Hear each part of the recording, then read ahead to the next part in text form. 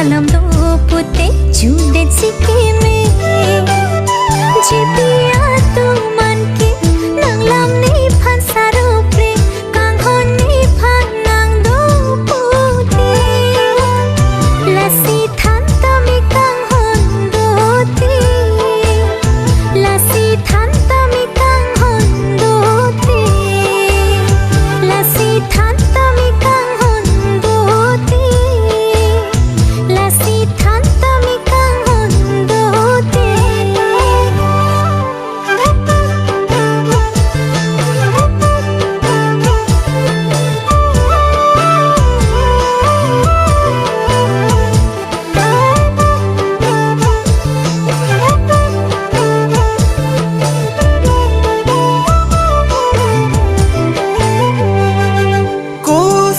sine macar pe nang tang dun kri verjila ko son sine macar pe nang tang dun kri verjila ninki sodone nang phan rupa pe nang kachila nang seng mong dun depo nang pune ka jadida lasi than puni sing vi ala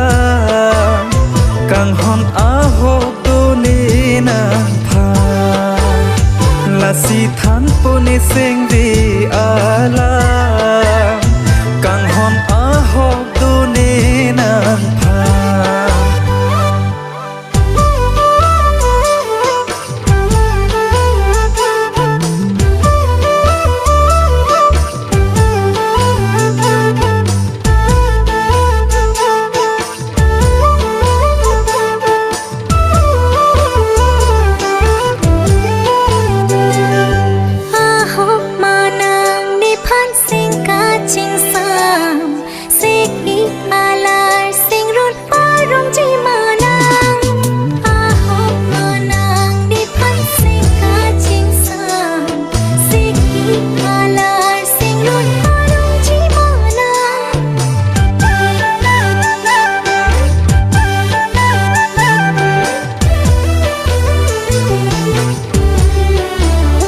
patua sing ve kenan ni de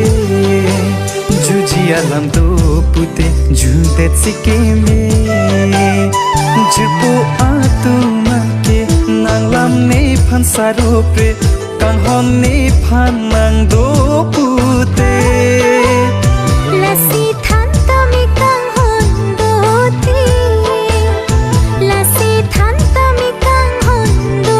ti kang hon nang phan a hop do ne kang hon nang phan a hop do ne